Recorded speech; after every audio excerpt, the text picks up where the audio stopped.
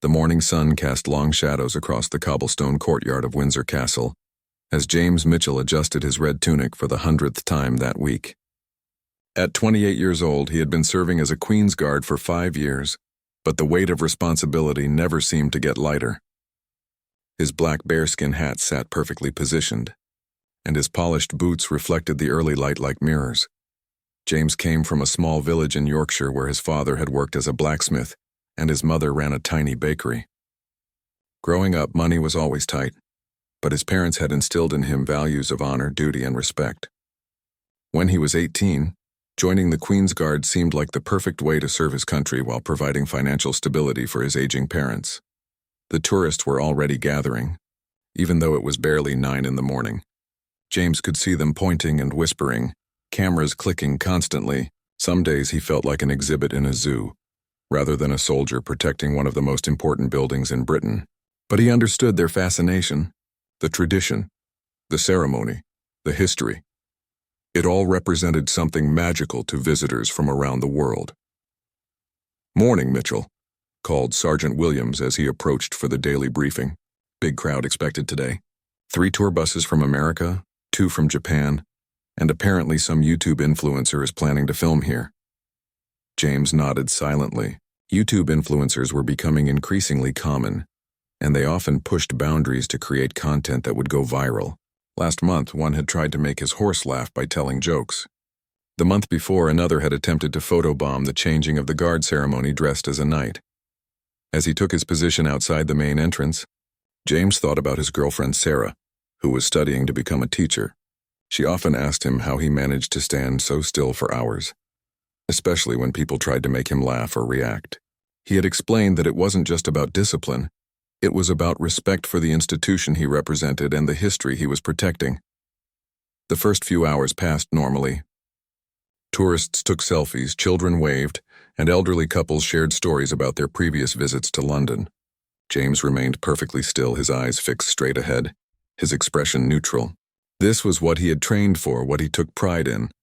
Around noon, a young man in his early 20s approached. He had sandy brown hair, wore an expensive-looking camera around his neck, and carried himself with the confident swagger of someone used to being the center of attention. James noticed him immediately because the young man kept glancing around as if planning something. The tourist, who James would later learn was named Marcus Chen, a travel blogger with over 2 million followers, began setting up his camera on a tripod about 10 feet away. This wasn't unusual. Many visitors filmed the guards, hoping to capture the famous stoic demeanor that had become legendary worldwide. But Marcus had something different in mind. He had spent the previous evening researching viral videos involving royal guards, looking for a fresh angle that would generate millions of views and boost his social media presence. His plan was simple but elaborate. He would stage an increasingly ridiculous series of attempts to make the guard break character, culminating in a fake emergency that would surely get a reaction. James watched from his peripheral vision as Marcus began his performance. First, the young man started doing exaggerated stretches and yoga poses, clearly trying to catch the guard's attention. When that failed, he began juggling 3 oranges he had purchased from a nearby vendor. The small crowd that had gathered laughed and applauded, but James remained unmoved. What Marcus didn't know was that James had grown up with a younger brother who had special needs. Tommy Mitchell was autistic and often engaged in repetitive behaviors or unusual actions that drew stares from strangers. James had spent his entire childhood learning patience, understanding, and the importance of not judging others based on their behavior. This experience had made him exceptionally good at maintaining composure, no matter what was happening around him. As the minutes passed, Marcus became more desperate. He pulled out a rubber chicken and began having a loud, one-sided conversation with it. He pretended to trip and fall dramatically. He even started singing what he claimed was a traditional song from his grandmother's homeland, though he was actually making up nonsense words. The crowd was growing larger, and many people were filming both Marcus and James. Some tourists seemed uncomfortable with the increasingly disruptive behavior, while others were clearly entertained.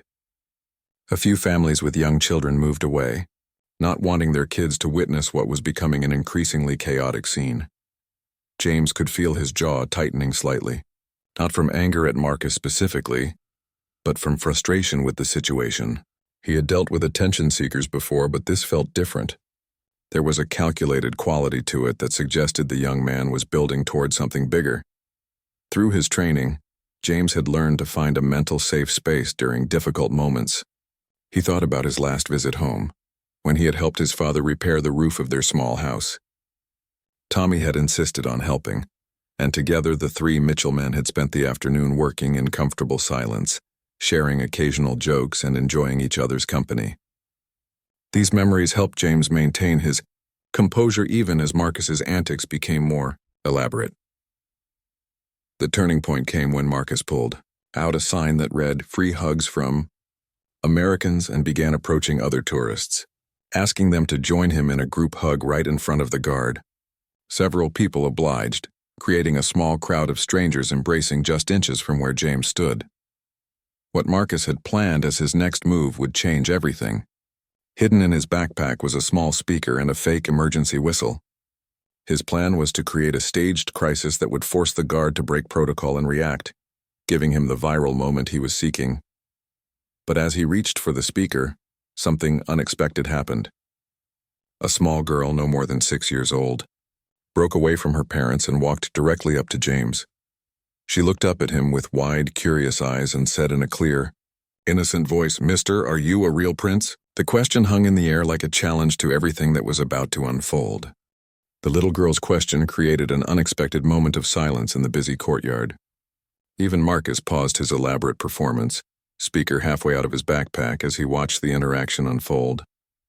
James felt something shift inside him as he looked down at the child's innocent face, her eyes full of genuine wonder and curiosity.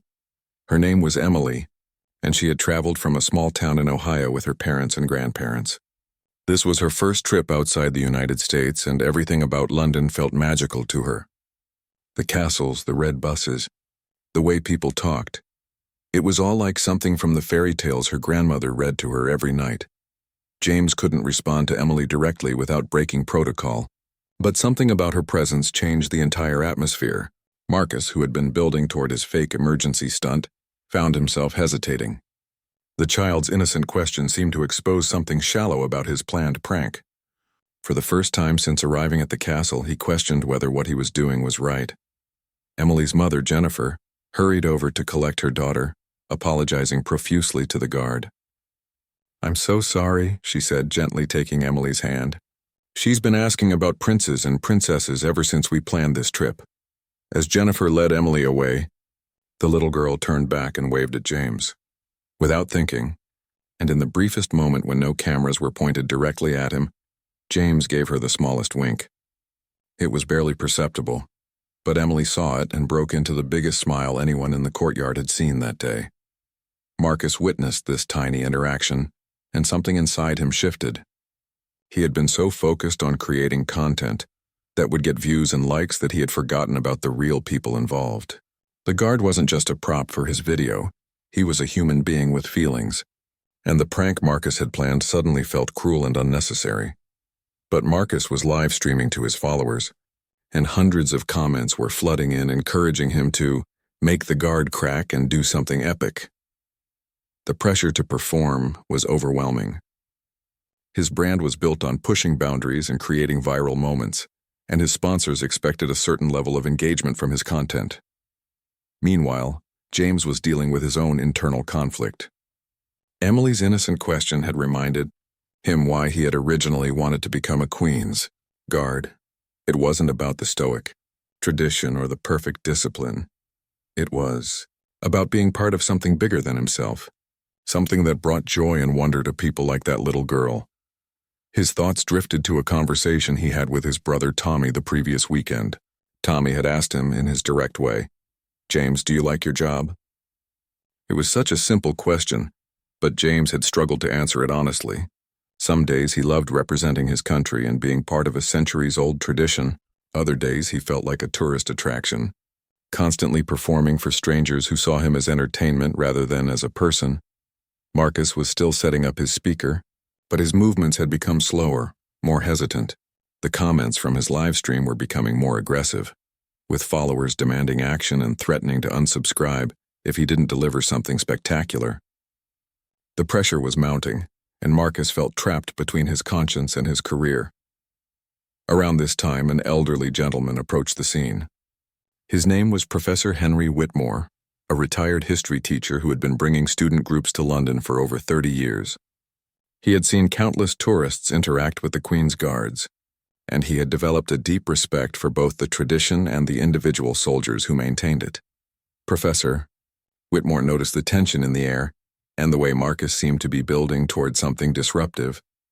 Having spent decades working with young people, he recognized the signs of someone about to make a poor decision under pressure. He also noticed how the guard, James, seemed slightly more tense than usual, suggesting he was aware of the potential situation developing. "Excuse me, young man," Professor Whitmore said, approaching Marcus with a kind but firm voice. "I couldn't help but notice your equipment. Are you documenting the changing of the guard?" Marcus looked up, slightly annoyed at the interruption. "Yeah, something like that. I'm trying to create some engaging content for my followers." "Ah, a content creator." The professor nodded knowingly. "I've worked with many young people in your field. Tell me, what story are you hoping to tell?" The question caught Marcus off guard. He had been so focused on getting a reaction that he hadn't really considered what story he was telling. "I just want to see if I can make him laugh or break character," Marcus admitted. Professor Whitmore looked thoughtfully at James, then back at Marcus.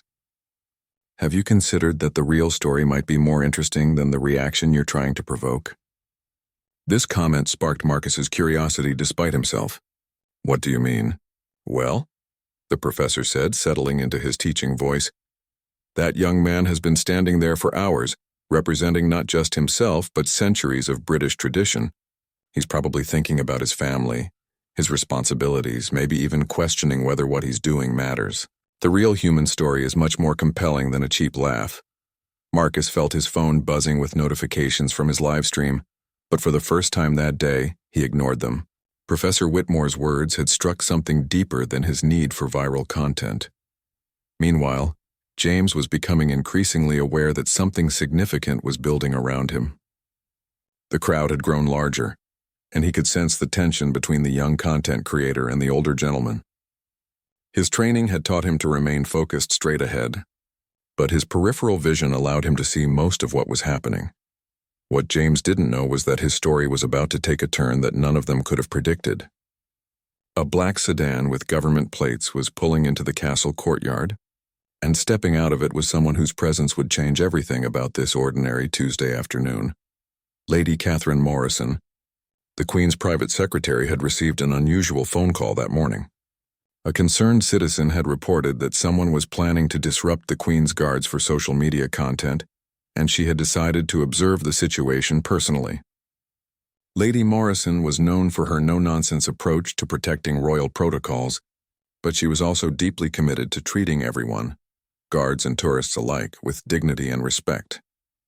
As she approached the scene, Lady Morrison took in the whole picture: the nervous content creator with his equipment, the wise professor trying to provide guidance, the small crowd of onlookers with their phones out, and most importantly, James, standing perfectly at attention despite the chaos building around him. What she was about to do would surprise everyone present and create a story that none of them would ever forget. Lady Catherine Morrison approached the gathering crowd with the measured pace of someone accustomed to handling delicate situations. At 55, she had served the royal household for over 2 decades, and had seen every possible scenario involving public interactions with the guards. What made this situation different was the clear buildup of tension and the large number of people filming with their phones. Marcus was still frozen between his original plan and Professor Whitmore's unexpected challenge to consider the deeper story. His live stream chat was exploding with impatient messages, but the professor's words kept echoing in his mind. The real human story is much more compelling than a cheap laugh. "Excuse me," Lady Morrison said, her crisp voice cutting through the ambient noise. "I'm Lady Morrison from the royal household. I understand there may be some filming taking place here today." Marcus's heart jumped. He hadn't expected any official intervention, and suddenly his planned prank seemed not just inappropriate but potentially illegal. Yes, ma'am. I'm just documenting my visit to London for my travel blog." Lady Morrison studied Marcus carefully. She had dealt with countless content creators over the years, and she had developed an ability to distinguish between those seeking harmless documentation and those planning disruption. Something about Marcus's nervous energy and elaborate setup suggested the latter. "I see you have quite a lot of equipment for simple documentation," she observed, "and I notice you've drawn quite a crowd. Tell me, what exactly are you planning to document?" Professor Whitmore stepped forward. "If I may, Lady Morrison, I've been speaking with this young man about the importance of respectful storytelling. I believe he's reconsidering his approach." This was Marcus's moment of truth.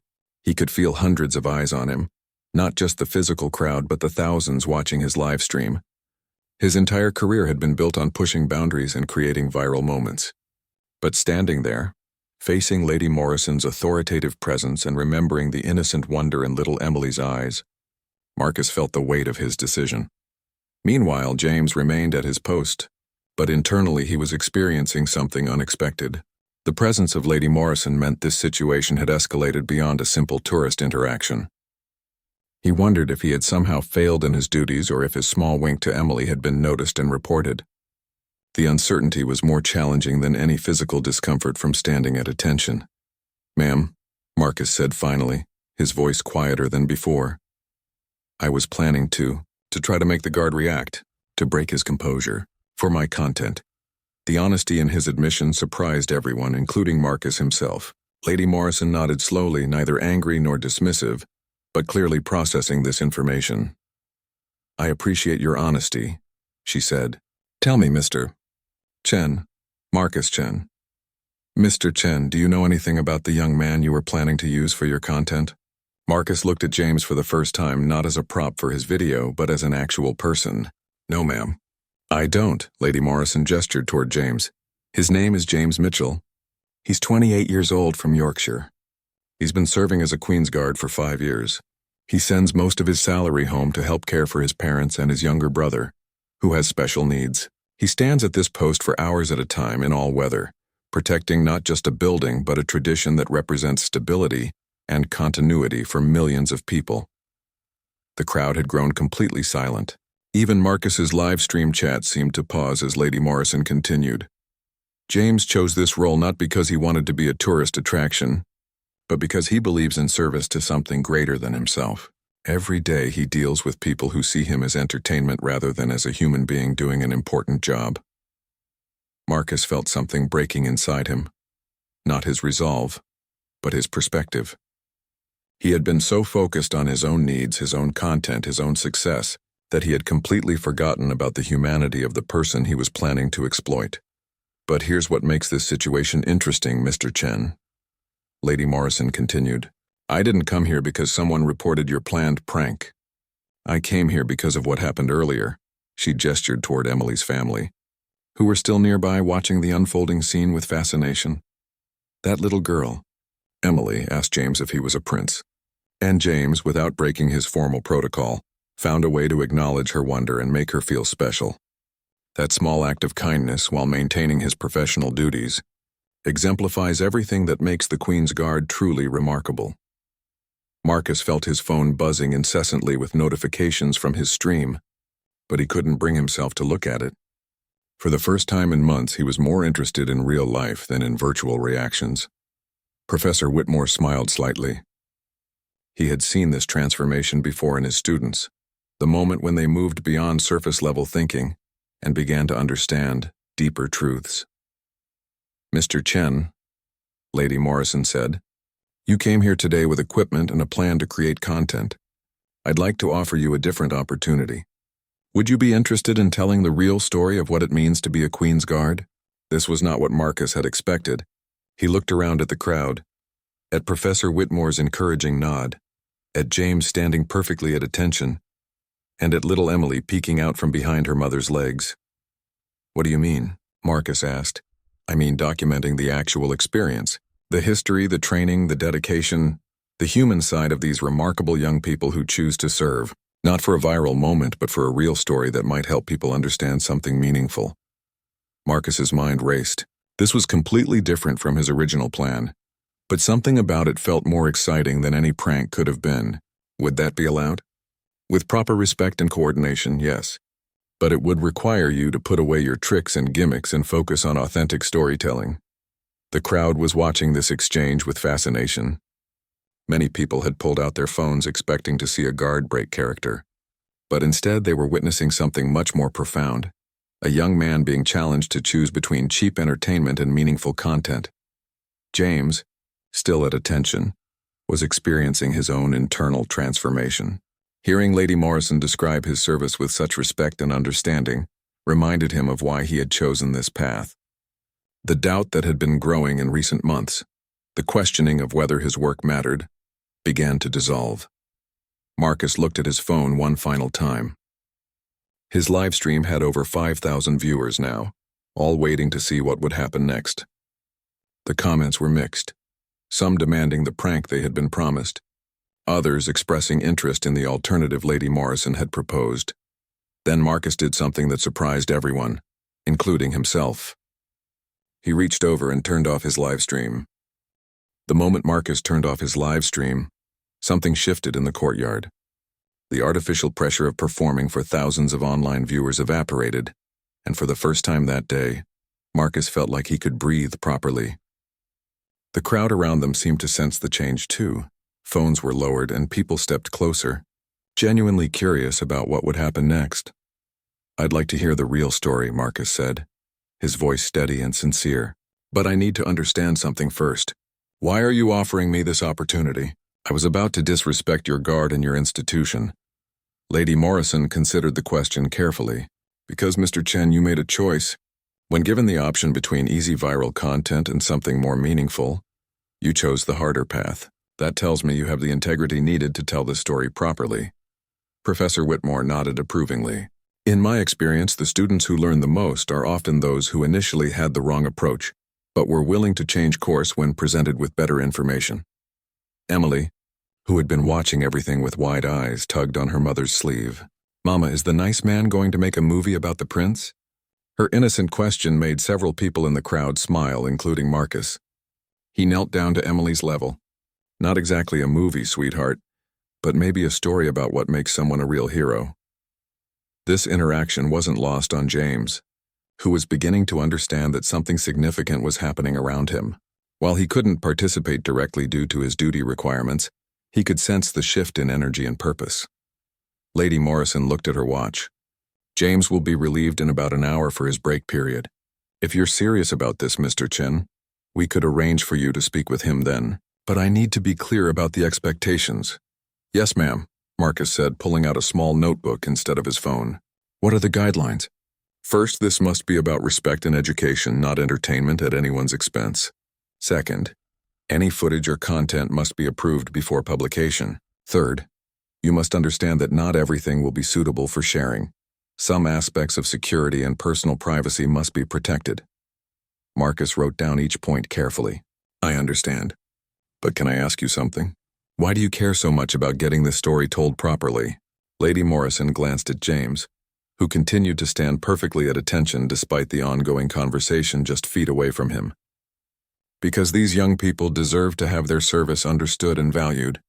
Too often, they're treated as curiosities or entertainment, rather than as the dedicated professionals they are. If someone with your reach and influence can help change that perception, it benefits everyone." The crowd began to disperse as people realized there wouldn't be any dramatic confrontation or viral moment. But interestingly, several visitors stayed, apparently more interested in the real story that was beginning to unfold than in the spectacle they had originally expected to witness. Professor Whitmore approached Marcus. "I hope you don't mind an old teacher offering some unsolicited advice. When you do interview James, ask him not just about his duties, but about what drove him to this service. Ask about the moments that test his resolve and the moments that remind him why he chose this path." "That's exactly the kind of guidance I need," Marcus replied. "I realize I don't actually know how to tell this kind of story. Everything I've done has been about quick reactions and instant gratification." "Well," the professor smiled, "you're about to learn that the best stories often require patience and genuine curiosity about other people's experiences." As the hour passed, Marcus found himself in conversations with various visitors who had witnessed the morning's events. Emily's family shared stories about their daughter's fascination with fairy tales and how seeing the real prince had been the highlight of her trip. An elderly veteran explained how he always made a point to visit the guards when in London, remembering his own years of service and the discipline it required. These conversations opened Marcus's eyes to something he hadn't considered before. The Queen's Guards weren't just performing a job or maintaining a tradition. They were part of a larger story about service, duty, and the ways people find meaning in their lives. When James was finally relieved by another guard, the transition happened with the same precision and ceremony that had been followed for generations. As James stepped away from his post, Marcus was struck by how he seemed to transform from a statue-like figure back into a regular young man, though one who carried himself with unmistakable dignity. Lady Morrison made the introductions. "James, this is Marcus Chen, the content creator I mentioned. He's interested in learning about your experience as a Queen's Guard." James looked at Marcus with curiosity rather than suspicion. "I heard there was some kind of situation developing earlier. Are you the one who was planning to film something?" Marcus felt his face redden. "Yes, and I owe you an apology. I was planning to try to make you break character for my social media content. I realize now how disrespectful that would have been." To Marcus's surprise, James smiled. "It wouldn't be the first time someone's tried. I appreciate your honesty, and I'm glad Lady Morrison was here to offer you a different perspective." "Can I ask you something?" Marcus said. "When you're standing there and people are trying to get reactions from you, what goes through your mind?" James considered the question. "Mostly I think about why I'm there. Not just the immediate duty, but the bigger picture. I think about my brother Tommy, who taught me patience. I think about the tourists like that little girl today, who see something magical in what we do. I think about the history of this place and all the guards who stood here before me. The little girl, Emily, she asked if you were a prince. How did that make you feel?" "It reminded me that we represent something important to people," James said thoughtfully. "Not just as individuals, but as symbols of continuity and tradition. When she asked that question, I remembered why I wanted this job in the first place." Professor Whitmore, who had been listening quietly, spoke up. "James, if you don't mind me asking, what's been the most challenging part of your service?" James was quiet for a moment. "Honestly, it's been dealing with people who see us as entertainment rather than as people doing a job. Don't get me wrong, I understand the curiosity, and I'm proud to be part of something that brings people joy. But sometimes it feels like we're invisible as individuals." Marcus felt the weight of James's words. This was exactly what he had been doing, seeing the guard as a prop for his content rather than as a person with feelings, family, and motivations. "What keeps you motivated?" Marcus asked. "Letters," James said simply. "We get letters from children who were inspired by seeing us, from veterans who respect what we do, from people who tell us that witnessing the ceremony gave them a sense of connection to something larger than themselves. Those remind me that what we do matters." As their conversation continued, Marcus realized he was learning more about dedication, service, and finding meaning in work than he had in all his years of creating viral content. This wasn't just a story about a royal guard. It was a story about what it means to find purpose in serving something greater than yourself. Over the following weeks, Marcus's life changed in ways he never could have anticipated. The conversation with James had sparked something deeper than professional curiosity. It had fundamentally altered how Marcus thought about his work and his responsibilities as someone with influence over millions of followers. Marcus began researching the history of the Queen's Guard, diving into archives and speaking with historians like Professor Whitmore. He learned about the Napoleonic Wars' origins of the red tunics, the significance of the bearskin caps taken from French imperial guards at the Battle of Waterloo, and the rigorous training process that each guard undergoes. More importantly, he began to understand the personal stories behind the tradition. Through Lady Morrison's careful coordination, Marcus was able to speak with several current and former guards about their experiences. Each conversation revealed new layers of dedication, sacrifice, and purpose that Marcus had never considered. There was Sarah Thompson, one of the first female guards, who spoke about breaking barriers while maintaining the highest standards of service. There was David Williams, a veteran guard who had served for over 15 years and now trained new recruits. And there was Michael O'Brien, who had left the guard to become a teacher but still credited his service with teaching him discipline and respect. that shaped every aspect of his life. Meanwhile, James was experiencing his own transformation. The conversation with Marcus had reminded him why he had chosen this path, but it also made him more aware of the impact his service had on others. Lady Morrison arranged for James to read some of the letters they had mentioned, messages from children, veterans, and visitors who had been moved by their experiences with the Queen's Guard. One letter particularly stood out. It was from a teenage boy in Canada who was struggling with depression and feelings of purposelessness. He wrote about how seeing a video of the Queen's Guard had inspired him to think about service and dedication differently. Seeing someone stand with such dignity and purpose made me realize that I could find meaning in my own life too, the letter read. Marcus's approach to content creation began to evolve as well. Instead of focusing on quick reactions and viral moments, he started developing longer-form documentaries that explored real stories and meaningful topics. His audience initially resisted the change. His videos received fewer immediate likes and shares, but the comments became more thoughtful and engaging. The video about James and the Queen's Guard took Marcus 3 months to complete. It wasn't a single viral moment, but rather a comprehensive exploration of tradition, service, and finding purpose in modern life. The documentary included interviews with historians, current and former guards, and visitors who had been touched by their experiences at the castle.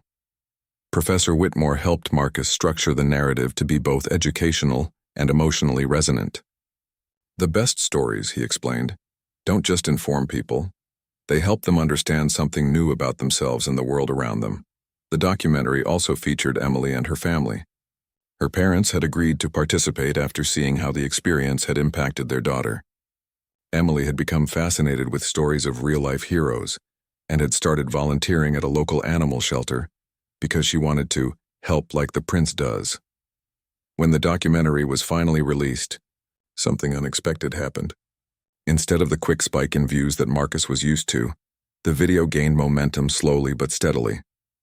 It was shared by educators, historians, and people who were genuinely moved by the story of dedication and service. James watched the documentary with his family in Yorkshire. His parents were proud to see their son's service portrayed with such respect and dignity.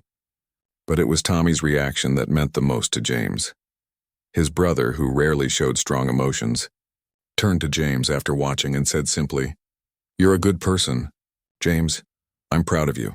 The documentary had an impact that extended far beyond views and engagement metrics. The royal household reported an increase in respectful interactions between visitors and guards. Several young people contacted James through official channels to ask about opportunities to serve. Most significantly, other content creators began reaching out to Marcus for advice on creating meaningful content rather than just viral moments. Lady Morrison was particularly pleased with how the project had developed. "This is exactly what we hoped would happen," she told Marcus during a follow-up meeting. "You've helped people understand that respect and entertainment aren't mutually exclusive. You can create engaging content that elevates rather than exploits." But perhaps the most meaningful outcome was the friendship that developed between Marcus and James. They began corresponding regularly, and Marcus even visited James's family in Yorkshire. Meeting Tommy helped Marcus understand even more about the patience and compassion that had shaped James's character. During one visit, Marcus asked James if he ever regretted not reacting to the original prank attempt. James thought about it seriously before answering. "Actually, I'm grateful it happened the way it did," James said. "If you had gone through with your original plan, we might have had a few minutes of viral fame, but it would have been at the expense of something meaningful.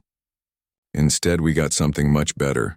A real connection and a chance to share a story that actually matters to people." Marcus nodded, understanding exactly what James meant. "I keep thinking about what Professor Whitmore said about the real story being more interesting than the reaction I was trying to provoke." He was absolutely right. Tommy, who had been listening quietly, spoke up with his characteristic directness. "Marcus, can I ask you something?" "Of course, Tommy. Before you met James, did you think about how your videos made other people feel?" The question hit Marcus harder than any criticism he had ever received from critics or comment sections. "No, Tommy, I really didn't. I was only thinking about myself." "But you think about it now?" "Yes, I do. Every day." Tommy nodded approvingly. "That's good." James taught me that thinking about other people is one of the most important things you can do. As Marcus prepared to leave Yorkshire that weekend, he reflected on how much his life had changed since that day at Windsor Castle. He still created content, still had millions of followers, still made a living from his online presence, but everything about his approach had evolved. He thought about Emily, who had unknowingly started this entire chain of events with her innocent question about princes. He thought about Professor Whitmore's wisdom about authentic storytelling. He thought about Lady Morrison's faith in offering him a second chance. And he thought about James, whose quiet dignity and purposeful service had taught Marcus what it really meant to use influence responsibly. The story that had begun with a planned prank had become something none of them could have predicted, a lesson about respect, purpose, and the power of choosing meaning over momentary fame. 6 months after the documentary's release, Marcus found himself standing once again in the courtyard of Windsor Castle. But this time he wasn't there as a content creator looking for viral moments. He had been invited by Lady Morrison to participate in a special ceremony, recognizing exceptional service by the Queen's Guard. James was being honored for his 5 years of dedicated service, and as part of the ceremony, he would be promoted to Lance Corporal. It was a significant achievement, and Marcus felt honored to be included in this important moment in his friend's life. The ceremony was small and dignified, attended by James's family, fellow guards, and a few special guests. Tommy had made the trip from Yorkshire, wearing his best suit and beaming with pride for his older brother. Marcus watched as James received his promotion with the same quiet dignity he had shown throughout their entire friendship. After the ceremony, there was a small reception where Marcus had the chance to speak with many of the people who had become part of this unexpected journey. Professor Whitmore had driven down from Cambridge specifically to attend, and Emily's family had planned their return trip to London around the event. Emily, now 7 years old and even more fascinated with stories of heroes and service, approached Marcus with a hand-drawn picture. "I made this for you," she said shyly, handing him a colorful drawing that showed a guard, a man with a camera, and a little girl all standing together with big smiles. "It's beautiful, Emily," Marcus said, kneeling down to her level. "Can you tell me about it?" "That's James the Prince, and that's you, and that's me. We're all friends because you decided to be nice instead of mean." Emily's simple summary of events made Marcus smile. Children had a way of reducing complex situations to their essential truths, and Emily had captured exactly what had happened that day 6 months ago. Lady Morrison approached Marcus during the reception. "I wanted to thank you again for how you've handled this entire experience. The documentary has had a lasting positive impact on how people interact with our guards. Thank you for giving me the chance to do it right," Marcus replied. "I've learned more from this experience than from any other project I've ever done. Have you given any thought to what comes next?" she asked. Marcus had indeed been thinking about his future. The success of the Queen's Guard documentary had opened doors to different kinds of opportunities. Museums, historical societies, and educational organizations had reached out about potential collaborations. He was discovering that meaningful content could be just as engaging as viral moments, and far more fulfilling to create. "Actually, I've been talking with some educators about developing content that helps young people understand the value of service and finding purpose in their work," Marcus said. "Professor Whitmore has been incredibly helpful in thinking through how to make these concepts accessible and engaging." James joined their conversation, still wearing his formal uniform but looking more relaxed now that the ceremony was complete. "Marcus, I wanted to thank you for being here today. Having you and your support has meant a lot to me and my family." "Thank you for trusting me with your story," Marcus replied. "And congratulations on the promotion. You've earned it." "Actually," James said, "I have some news I wanted to share with you first. I've been selected for a special assignment. I'm going to be working with a program that helps young people who are struggling with direction in their lives. They want someone who can speak about finding purpose and meaning in service." This news excited Marcus tremendously. "James, that's incredible." "You're going to be amazing at that." "I learned something from watching you work," James said. "You showed me that sharing our experiences can help other people in ways we never expected. I want to do the same thing, just in a different format." Tommy, who had been quietly listening to their conversation, spoke up. "James always helps people. Now more people will know about it." The simple truth of Tommy's observation struck everyone present. James had always been someone who helped others, through his patient understanding of his brother's needs, through his service as a guard, through his willingness to share his story with Marcus. The new assignment was simply a more formal recognition of something that had always been part of who he was. As the reception continued, Marcus found himself in conversation with Sarah, James's girlfriend, who had become a teacher since they had first met. She shared how James had changed since the documentary experience. "He's always been dedicated to his service," she explained. "But after working with you, he seemed to understand more clearly how his work connected to something larger. He's more confident now about the value of what he does and why it matters." Professor Whitmore joined their group, carrying a cup of tea and wearing the satisfied expression of someone who had watched a good plan come together. "You know, when I first approached you that day, Marcus, I was simply trying to prevent what looked like an unfortunate situation. I had no idea it would develop into something this meaningful." "What made you decide to intervene?" Marcus asked. "Experience mostly," the professor replied. "I've seen too many young people make poor decisions because they felt pressure to perform, rather than choosing to think carefully about their actions. You seemed like someone who could make a better choice if given the right perspective." Marcus thought about how different his life might have been if Professor Whitmore hadn't spoken up that day. "I'm grateful you took the time to talk to me instead of just walking away." "That's what educators do," Professor Whitmore smiled. "We recognize teachable moments and try to help people learn from them." As the afternoon wound down, Marcus found himself standing once again near the spot where he had originally planned to execute his prank 6 months earlier. But now, instead of seeing it as a location for viral content, he saw it as the place where his perspective had fundamentally changed. Emily approached him one final time before her family left for the airport. "Marcus, will you make more stories about nice people like James?" "Yes, Emily, I will," Marcus promised. "There are lots of people doing important work in the world, and they deserve to have their stories told properly." "Good," Emily said with the serious tone children use when discussing important matters. "Because people need to know about the real heroes." As Marcus watched Emily's family leave, he reflected on how a child's innocent question had started this entire journey. Her simple curiosity about whether James was a real prince had revealed something profound about the power of authentic human connections and meaningful work. James appeared beside him as the courtyard began to empty. "So what's next for you, Marcus?" "More stories like yours," Marcus replied. "I've learned that there are incredible people everywhere doing important work that deserves recognition. I want to help tell those stories." "And you'll do it with respect and dignity?" "Always," Marcus promised. "I learned from the best teacher I could have had." As they shook hands goodbye, both men understood that their friendship had grown from an unlikely beginning into something that had changed both of their lives. James returned to his duties with a deeper understanding of how his service connected to a larger purpose. Marcus continued his work with a completely transformed approach to using his influence.